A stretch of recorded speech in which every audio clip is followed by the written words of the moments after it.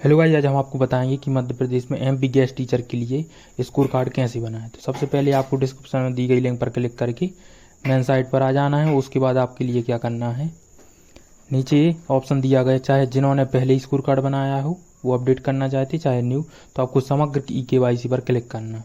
यहाँ आप यदि न्यू यूज़र है तो आपको न्यू पर क्लिक करना और मोबाइल नंबर डाल के OTP वेरीफाई करना, और यदि ओल्ड है तो एक्सटर्नल वाले पर जिस पर मैंने क्लिक किया है उस पर।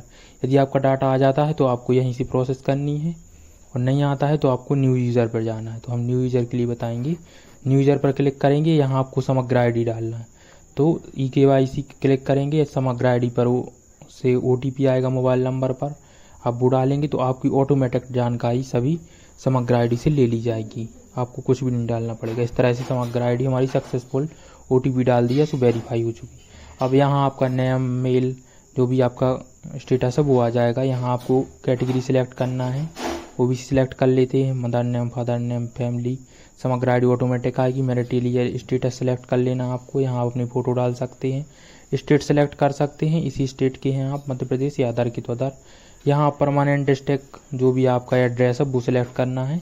तो जहाँ आप रहते हैं दोनों एड्रेस अगर सेम है तो आप दोनों एक से डाल दें, दोनों अलग अलग हैं तो दोनों अलग अलग डाल दें। जैसे कि हम यहाँ पहले अपना मध्य प्रदेश सिलेक्ट है, मतलब जिला सेलेक्ट करेंगे। उसके बाद आपको ब्लॉक सेलेक्ट करना है।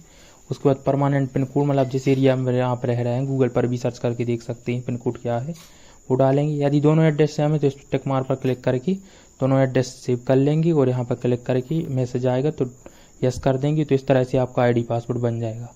ओके करेंगे तो आप बाहर वापस आ जाएंगे लॉगिन की साइट पर। इस तरह से लास्ट डेट 16 है, आपको दिखाई दे रहा है स्क्रीन पर। यहाँ आप दोनों ID पासवर्ड डालेंगे, कैप्चर कोड, तो लॉगिन हो जाएंगे। हम डाल लेते फिर आपको दिखाएंगे। इस तरह से आ जाएगा।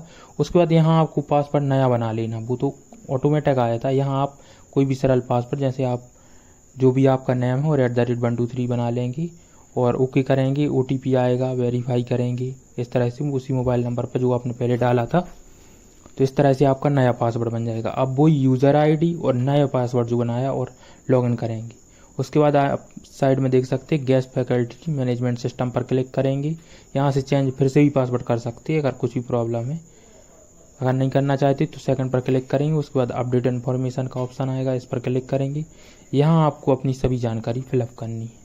तो हम दिखाएंगे किस तरह से।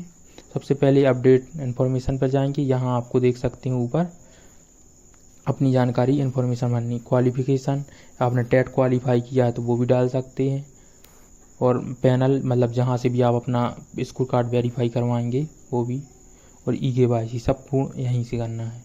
तो अपडेट इन्फॉर्मेशन पर जाएंगे। यहाँ आपको सिलेक्ट करना है ऑटोमेटिक क्वालिफिकेशन, 10th 12th और ग्रेजुएशन और BEd या DEd जो भी आपने की है, और टेट किया क्वालिफाई किया है तो यस कर दें, संपूर्ण जानकारी डाल दें उसकी। अगर नहीं किया तो कोई ज़रूरत नहीं है, उसके भी आपको नंबर मिलेंगे, लेकिन अगर आपने क्वालिफाई किया तो हम यहाँ इन्फॉर्मेशन डाल दी थी, फिर आपको दिखाते हैं।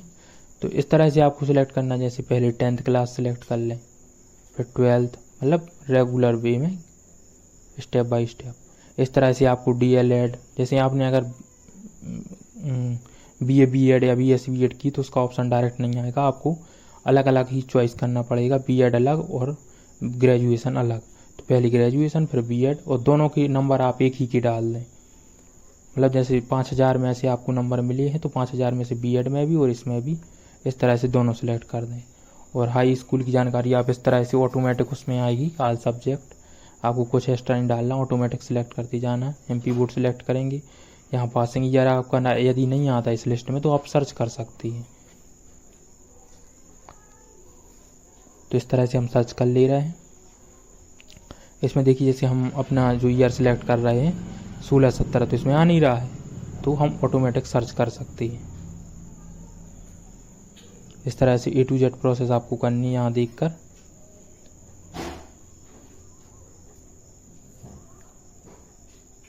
कोई अगर डाउट होता तो आप कमेंट कर पूछ सकते हैं, हम तुरंत रिप्लाई दे देंगे। और जैसे ही आपका स्कोर कार्ड, अभी आप ये स्कोर कार्ड नहीं, मतलब ये प्रिंट डाउनलोड कर लेंगे, इसके बाद आपको ये प्रिंट ले जाकर आपका जो भी पैनल आपने सेलेक्ट किया है तो आपके किसी भी गवर्नमेंट स्कूल में प्रिंसिपल से वेरीफाई करवाना है। आपने ओरिजिनल डॉक्यूमेंट ले जाना पड़ेगा साथ। फिर आपका 2-3 दिन के अंदर आपका स्कोर कार्ड जनरेट हो जाएगा, फिर आप उसे डाउनलोड कर सकते हैं। इस तरह से आपको प्रोसेस करनी है। तो अभी हम आपको दिखा रहे हैं किस तरह से आपके लिए इन्फॉर्मेशन भरनी। हमने इस तरह से अपनी इन्फॉर्मेशन फिलअप कर दी। देखिए 10th 12th graduation B.Ed degree इस तरह से, और आपको एक आपको यहाँ फ़ोटो भी अपलोड करनी है 200 KB के अंदर। तो हमने इस तरह से अपनी जानकारी चारों फिलअप कर दी। हम सेव करना पड़ेगा इसको डाटा। इस तरह से सेव पर क्लिक करेंगे, डाटा हमारा सेव हो जाएगा। इसके बाद हम टेट पर चले जाएंगे, टेट इन्फॉर्मेशन डाल ली। यदि आपने टेट इन्फॉर्मेशन है आपके पास, आपने पास किया, तो आप चाहे C.TET हो चाहे स्टेट का टेट हो दोनों डाल सकते हैं। यदि नहीं है तो सेव पर क्लिक करें, आप आगे बढ़ जाएंगे ऑटोमेटिक, कोई प्रॉब्लम नहीं है। तो इस तरह से आप टेट की इन्फॉर्मेशन यहाँ डाल सकते हैं। सेव नेक्स्ट है, इस पर क्लिक करेंगे ऑटोमेटिक आगे बढ़ जाएंगे। देखिए इस तरह से तो टेट सक्सेसफुल आगे बढ़ जाएंगे, भले आपने जानकारी नहीं डाली।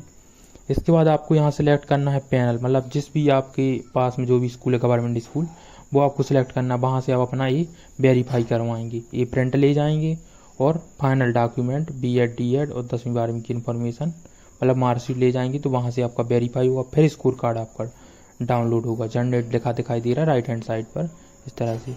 तो हमें सिलेक्ट कर लेते हैं यहाँ। सबसे पहले हम सागर सेलेक्ट करते हैं।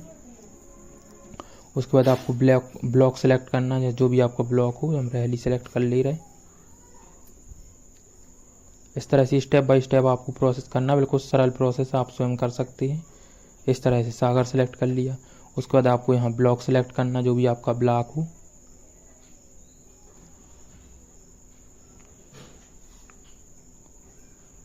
तो इस तरह से हमने रहली सेलेक्ट 67 सेलेक्ट किया। सिलेक्ट संकुल सेलेक्ट करना, मतलब स्कूल आ जाएंगे जितने सारे स्कूल हैं, मतलब रहली ब्लॉक के अंदर इतने सारे स्कूल जो भी आपके पास हो वो सिलेक्ट कर लें। टिक मार्क पर क्लिक करें, यहाँ मैं घोषणा करता हूँ और सेव डाटा कर दें, तो आपकी इन्फॉर्मेशन सेव हो जाएगी। इसके बाद आप प्रोफाइल लॉक पर क्लिक करेंगे और आगे बढ़ जाएंगे। प्रोफाइल लॉक कर देंगे, डू यू लॉक। इस तरह से आपका सक्सेसफुल हो जाएगा। तो इस तरह से आपके सामने अपना पूरा स्टेटस आ जाएगा, मतलब फाइनल प्रिंट आ जाएगा। देख सकते हैं हमारा 3 हिस्सों में प्रिंट है। इसे आपको नीचे से डाउनलोड का भी ऑप्शन आएगा और प्रिंट का भी। तो आप मोबाइल से या कंप्यूटर से दोनों से कर सकते हैं डाउनलोड। देखिए डाउनलोड का ऑप्शन आ रहा है, इस पर क्लिक करेंगे, यहीं प्रिंट का भी ऑप्शन आ जाएगा। तो आप दोनों चीज़ कर सकते हैं। एक बार लोडिंग कर लेंगे या व्यू प्रोफाइल पर क्लिक करेंगे तो प्रिंट का भी ऑप्शन आने लगेगा। तो इस तरह से आप अपना स्कोर कार्ड मतलब स्कोर कार्ड के लिए अप्लाई कर सकते हैं। अब इसके बाद आपको चारों मार्कशीट लेकर स्कूल जाना है, वहाँ से आपको वेरीफाई करवाना है। तो ये प्रिंट भी ले जाना है, प्रिंट करवा के तो फिर ऑटोमेटिक यहाँ स्कोर कार्ड आपका जनरेट